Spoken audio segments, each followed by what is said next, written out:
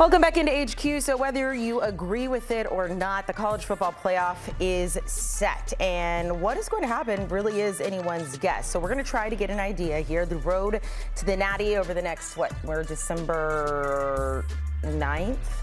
It's like month and a half? 10 days. Okay, we're going to go with that. It'll be a very interesting month and a half. We have Mackenzie Brooks here, betting expert. So you've been crunching the numbers. Your team is in it. Yes. My team is in it. Yes. The only way we would meet is in the national championship. I don't have that much of a faith in my side of things. Let's start with the easiest path. Who has the easiest path here to the Natty? Well, you're talking about the Georgia Bulldogs here, and it's interesting because now last season, we didn't have reseeding, right? So there were sometimes maybe the 5 seed looked like they had a way easier path than even the 1 seed, right? We saw the 1 seed had to go face Ohio State and Tennessee, and then they got the doors blown off them with Oregon. So this year there's reseeding. A lot of those issues are solved, but not completely. Like, I'm looking at that 3 seed where Georgia's sitting, and they have a higher % chance to make the national championship than the 1 seed Indiana. We give Georgia around a 20% chance. We give Indiana around a 17% chance. Now I'm trying to start to think, is that just a coincidence here? So then we start swapping in other teams into that 3 seed, right? If we move Ohio State from the 2 seed to the 3 seed, their chances go up 6%. So clearly there is this correlation of that 3 seed looking like a pretty spot to be, and it makes sense. Tulane, Ole Miss, and Lane Kiffinless, Ole Miss, regardless of what you get from that matchup, you're going to get a team that's going through coaching changes here. So we give Georgia a 62% chance to beat Ole Miss if it is Ole Miss at the end of the day. But look at those other top 4 seeds with byes. I understand Alabama and Oklahoma don't look like the best teams right now, but at their ceiling, at their peak, they could beat anybody. I'm telling you right now. That Oklahoma defense could.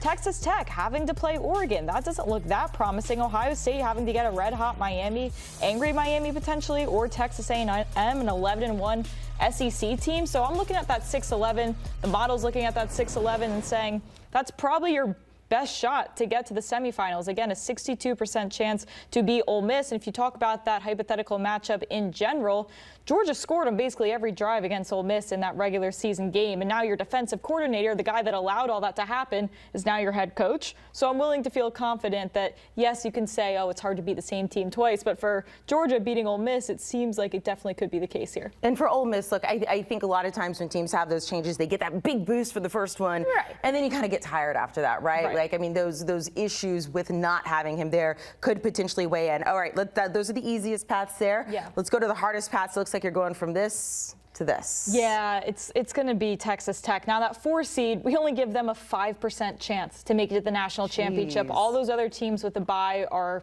17 to 20 to 23, and a lot of that does have to do with Texas Tech being Texas Tech.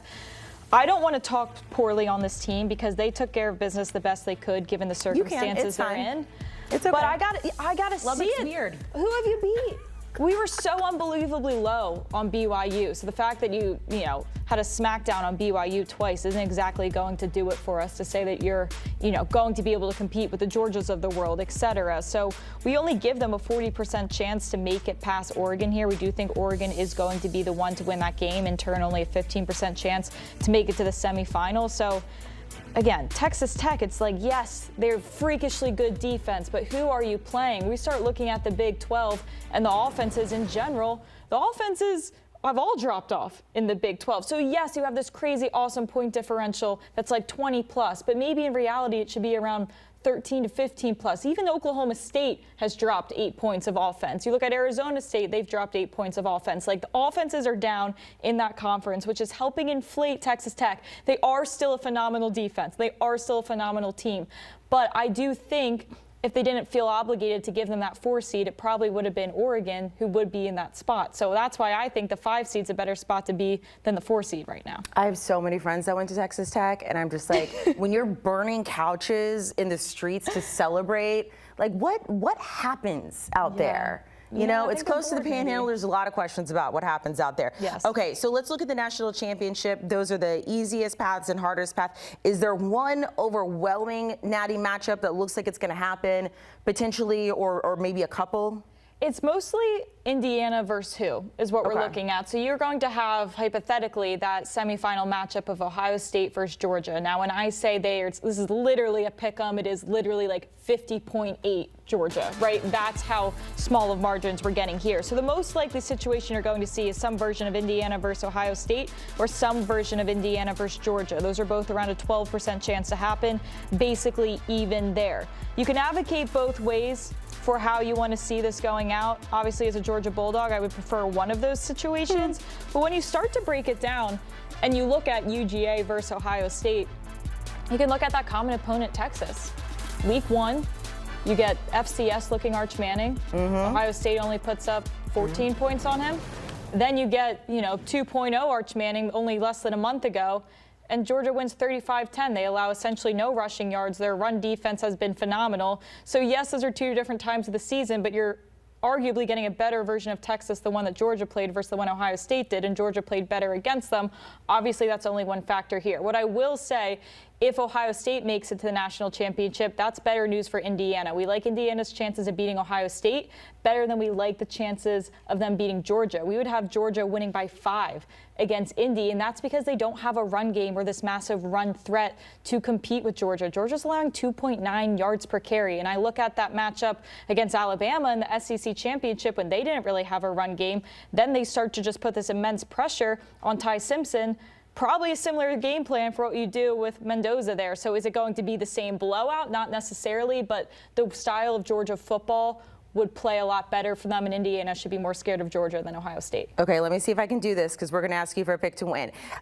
Indiana, in both of those situations, is there. They have a better chance against Ohio State, a lesser chance against Georgia. Georgia does have potentially the easiest path to get to the national championship. It's all full circle. So if we're looking at a winner, who would you go with? So this is even betting value. And I know I'm a Georgia fan, but this is the numbers talking, not me. Georgia's plus 550 right now. That implies a 15% chance to win. We have them at a 20% chance. So while pure betting value in general, getting the plus 550 is the best spot you want to be. Also important to note, if Georgia was a 2 seed where Ohio State was, we would have them at that 15%. Again, proving that that 3 seed looks more favorable right now than that 2 seed. But again, as I mentioned, if they can get past Ohio State, that is the tougher matchup of the Georgia path to winning a national championship. We do think they can take care of business against Indy, which I know people are going to call me a homer, but the math is the math here, and that makes sense in my head. You can't argue against it, right? I think it's totally the science, fair. Amanda. Are you going to be able to go to a game? I plan on going to a game, but you run the risk. Do you go to the quarterfinals? Or do you save your money for like a national championship? Yeah, like that's where you run the risk, and that's when you'll find out my true confidence about this team. There you go. You guys let us know which game you think Mackenzie should go to when it comes to the Georgia Bulldogs. Mackenzie, we appreciate it. Make sure to check out Sportsline right now to get more winning information from all of our experts there. You can get 60% off an annual plan right now. Just use the promo code WINNERS. You can scan the QR code or just go to the website sportsline.com/join.